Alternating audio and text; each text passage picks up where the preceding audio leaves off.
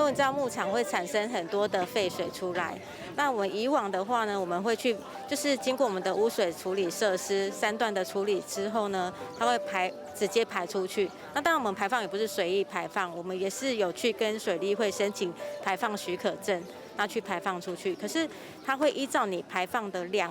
然后去计算你的水污染防治费，所以这笔费用也是变成是我们一个成本。以前的废水没有，就是都是直接排放，然后那个沥出来的那个牛粪啊，都是请人家载，然后一趟大概都3500啦，然后1个礼拜需要2趟。我们是在107年就加入这个计划，那发现这计划对我们牧场的帮助很大。除了污水得到处理之外，主要是我们的牧场，我们会去租用农地，然后来种植牧草，之后收割给我们自己的牛只吃，来减少成本。畜牧粪尿中含有氮、磷，这个可以作为那个作物的那个肥分元素。然后我们把那个粪尿中的那个尿畜牧的那个尿液，经过厌氧发酵成藻液藻渣之后，它这个肥分高、臭味低，可以施灌到农田，减少那个避免土壤酸化。掌握市政3分钟，台南进步向前冲。欢迎收看《市政3分钟》。台南市畜牧产业发达，而畜牧产业要有序经营，一定要重视环保。台南市环保局积极推动畜牧粪尿资源再利用，让畜牧废水转化为农地的养分，回归土地。环保署更大力支持补助购置藻渣藻液及运输车辆，提供免费集运及试灌服务，期盼更多农民加入，让环境更美好。接下来我们就来听听环保局长怎么说吧。台南市推动藻液藻渣的再利用的这样的一个计划呢，那基本上可以达到最基本的2个目的，一个是减少土地跟河川的污染，另外一个部分是藻渣藻液的这个肥分的再利用。那台南市呢，目前呢有188家的畜牧场呢去接受我们这样的辅导再利用的计划。那也因为推动这些计划，我们每年大概可以省下来了74万吨的水，同时呢也省掉了大概185万的操作费用。另外一个部分是因为不使用化肥了，所以呢肥料的钱呢也省下来，大概有580万左右。所以这样的一个节省的效益，再加上减少污染的效益呢，我想是值得推动的。所以我们也希望说，未来还有更多的畜牧业者呢，能够去加入我们这个藻液再利用这样一个计划的行列里面，让我们的台南市的畜牧业呢更发展，同时呢，我们的污染也可以更减少。接下来请收看中嘉新闻。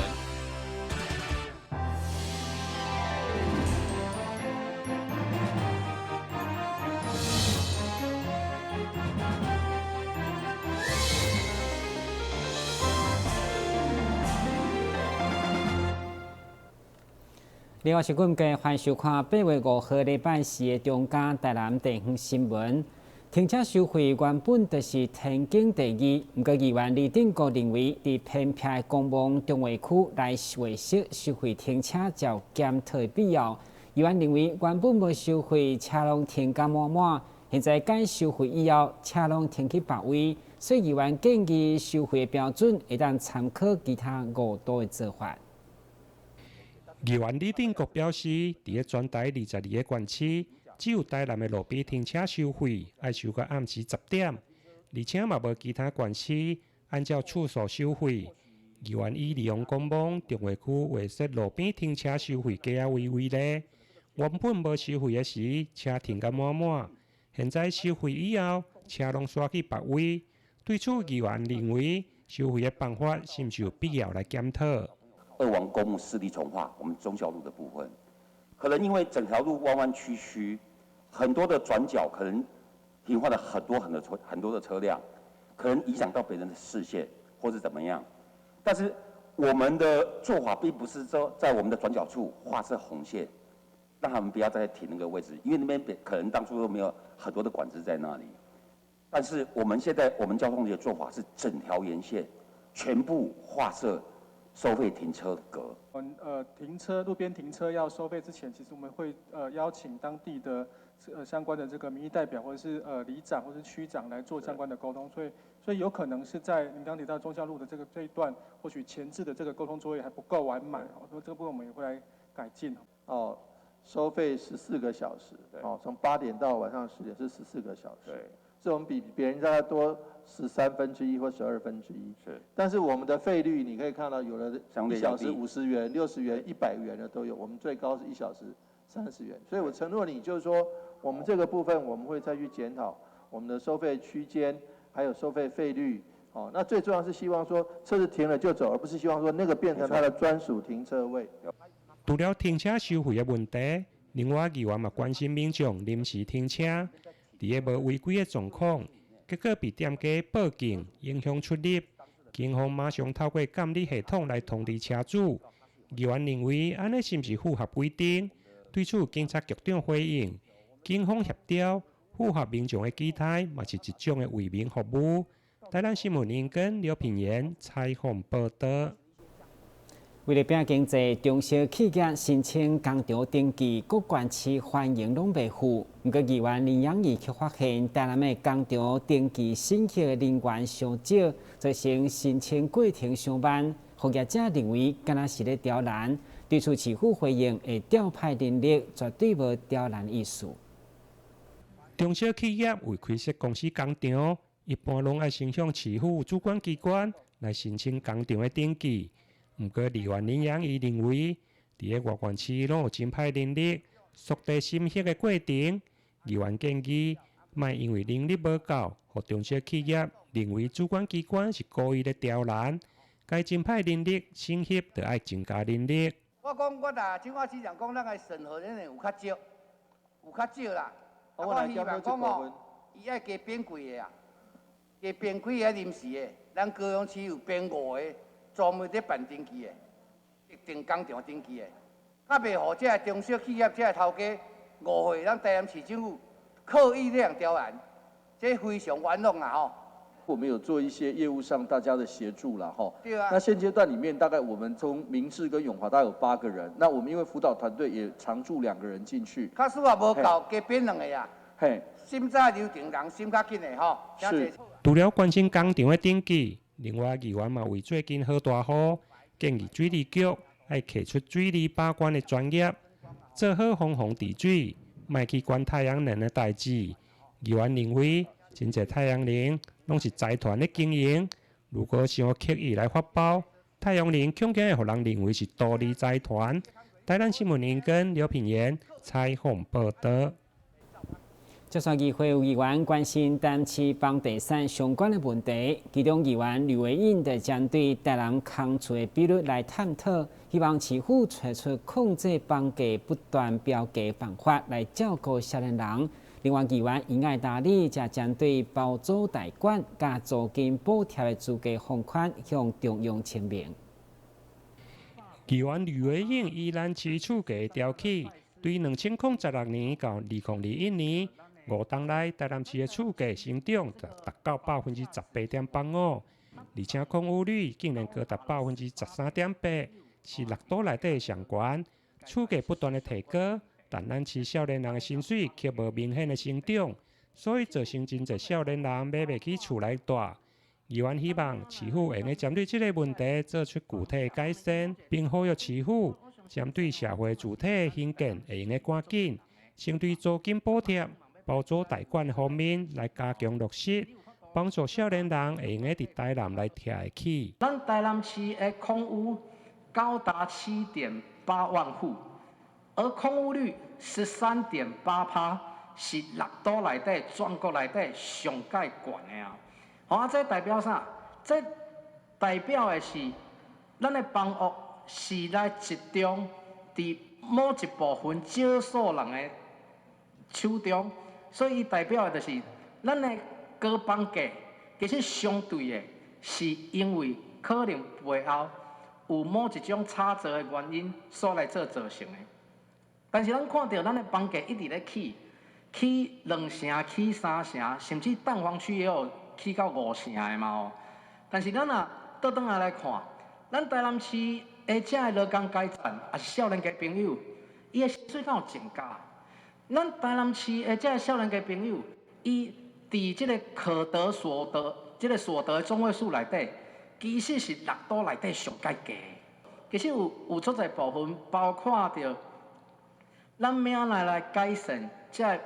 房价。当然，伊某一个程度，伊虽然是差折，嘛是伊的市场的机制。咱要来这个平抑这个房价，互外地的投资客，也是讲这些炒房客能够不要来荼毒我们台南市的房价。空屋率的部分可能包含一部分是台南有一寡租厝故厝的部分无人大所以这部分可能台南市的一些特殊的情形针对这个居住的这个比较弱势者居住问题黄市长上任之后，实际上一直都交代都发局要去努力达成所以就开始来推动相关的这个社会住宅这个新建然后市长去年讲说2000户，实际上我们经过这几年陆陆续续不断的盘点，所以现在我们盘点的结果大概原则上大概比较比较确定的话，大概有2900户，大概已经盘点出来那我们也希望说在明年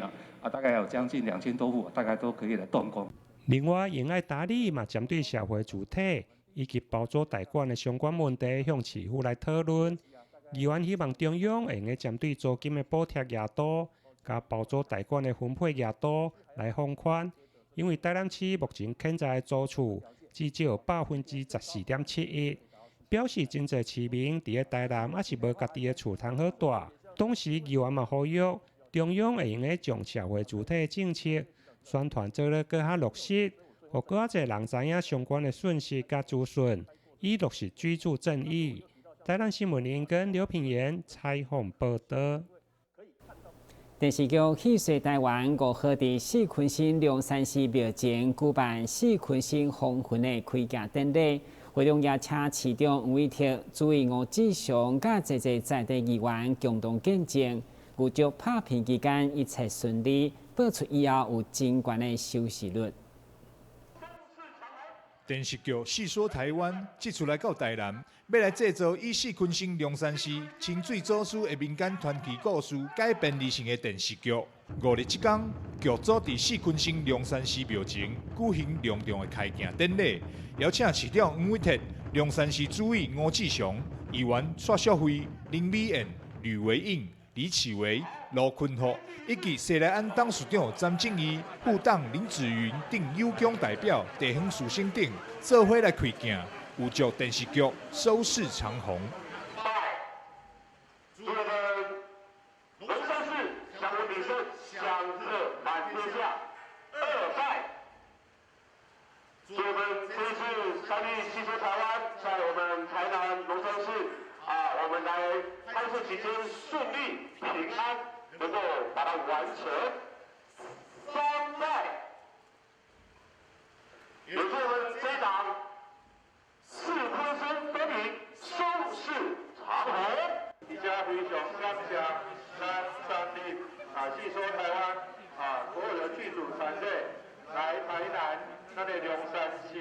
来拍摄《四分身风云》。我想这段时间大家一定非常无简单，尤其是防疫期间，大家要做得这么好。实际上，台人是6都之中确诊数最少家庭的天数最多。所以各位来这边拍摄一定是安安全全、健健康康。我们要祝福，除了今天开庆大吉之外，咱接下来的拍摄期间一切顺利。另外，咱9月6日四分身风云开始播出，能够收视长虹。咱的祝福，咱的官庙官庙清水寺，咱的成龙路爱嘛是里长啦嘛里长，还有在个咱的万象娱乐我的二哥甲我祝文兄，这个足多有一寡好朋友，咱的重要啦咱的在地咱的里长，伊个有啦有咧做一家，有啦做演员做。今仔日咱拍这个片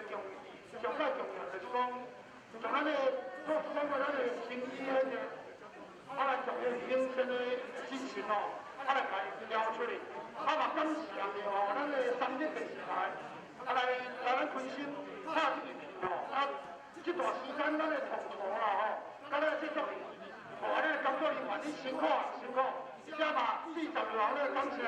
清水祖师是四群省当地上重要的宗教信仰，嘛有真侪的传说。这次由龙山寺主委吴志祥为首，率领群省在地电脑、文史学者，甲三立电视台细说台湾，共同将群省的乡野传奇改编，希望会当将四群省清水祖师的传说广为流传。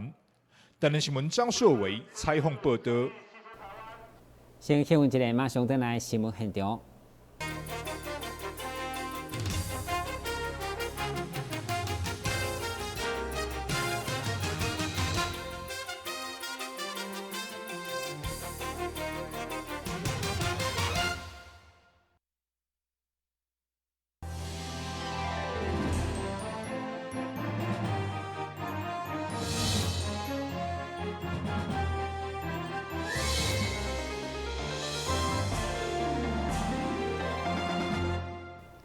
创世基金会目前照顾60位植物人，根据了解，有8成拢是做人老爸身份，背后嘛拢有一段心酸的故事。疫情期间，为了让住民有机会感受过节的气氛，上午特别安排议员创全演奏小提琴，以及透过视讯来送礼，让我都甲厝内人团圆的住民嘛当感受到。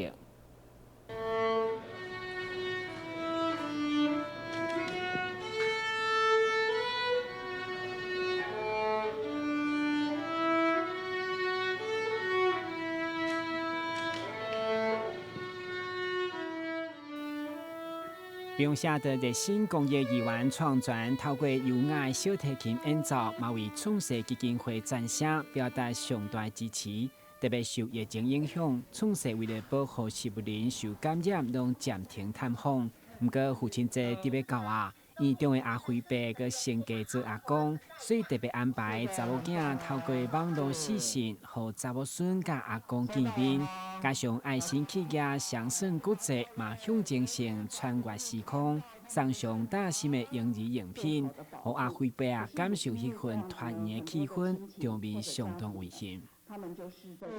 那我们这一段期间呢，好几个月了，几乎都不能让家属进到院房，所以这个很多的讯息呢都没有办法去传达给院民知道。那现在刚好是在父亲节的前夕，我们阿辉伯的现场呢，就是我们的服务人员陈小姐。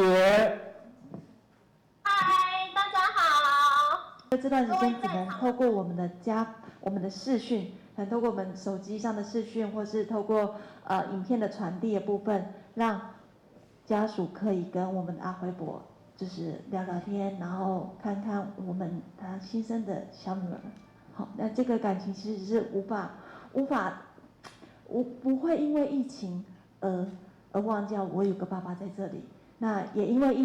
为有创世，我们帮他照顾了，所以他才能够在这个疫情底下继续坚持去照顾自己的小女儿，还有努力的去工作赚钱。由于我们疫情的关系，可以说是冲击社福单位是蛮严重的哈。那这个部分我必须要呼吁各界能够对我们社福单位哈大力的伸出援手哈，因为有他们，我们的台湾才能继续进步，社会的一个力量才能够继续的成长茁壮。会中院长嘛，伊赠送感谢状，感谢议员甲爱心企业的收听。根据了解，伫创世大家庭当中，有8成照顾的植物人拢是爸爸的身份，嘛是家庭经济支条。所以一旦倒落去，该家庭就会陷入困境。所以希望社会各界成为因的勇士，共同渡过难关。这个机会能够跟这个阿公鼓励打气。然后跟他讲说，你当了阿公，爸爸节快乐。那创世基金会这段时间跟大家一样，在疫情自主健康管理之下，那我们很多的一些活动，还有一些善事，他可能也没有办法出来，做一些捐赠。所以呢，我们的发票有史以来下降最多的一次，少了200万张。那这个部分是我们最主要的一个服务经费来源，所以希望借着这个机会，那请社会大众能够共襄盛举。1650，一路有你，父亲节快乐！台新闻军级采访报道。第少子化大环境，担起100人以下学校的占47%。为提升小校的教育品质，甚至发展学校的潜能，教育局办理了小校发展的经费补助计划，5号举办成果发表，凸显小校发展特色有成。为了提升整体小校教育品质，翻转小校发展的潜能，台南市政府将过去小校教科书以及营养午餐免费方案，升级为小型学校校务发展经费补助计划。自109年度，总共有10间国中、103间国小提出申请，总计拨出3872万经费，让学校发展出家己的教学特色，也让学生会当实行展能。有这些经费，事实上他们可以去自主的去应用。另外也有一些学校的一个社团，还有呢学校有一些本刷啦、购买设施设备啦、一些器材，他们也都可以用这笔经费来使用。最重要的是提升学生学习品质的方案。有的孩子如果学习好像有一点点落后，他可以呢聘这个老师在课后的时间呢给他加强他的课业学习。总的来讲，整个学习的品质呢，是要往上提升。那学校能够各自的自主的去发展他们的一个特色，这个是最主要的一个目的。市长黄伟哲表示，为了支持小校发展，市府是做了不少的努力，未来也会持续争取中央教育经费挹注。109学年度就是到今年7月31号，应该是去年学年度，我们核定的总补助经费高达3872万。那这3872万，除了照顾我们小校孩子的这个学杂费之外，另外剩下的经费就是给各位学校的各位校长、老师、教学团队能够把教育这个办得更好。我们也看到了很多学校的，包括风雨球场或者包括教室的屋顶现在都有太阳能太阳能这个经费完全都是回归到学校的校务基金。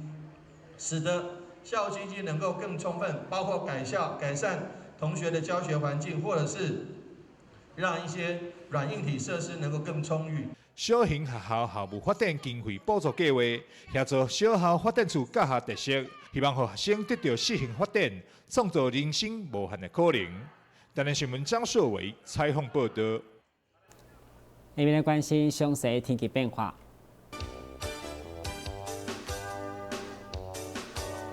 明仔是多云，有时乌阴转雨，其他市内好天气，温度26度到30度，落雨几率7成。海面平均风力4级到5级，上加阵风8级。感谢收看8月5号的中嘉台南电视新闻，咱再会。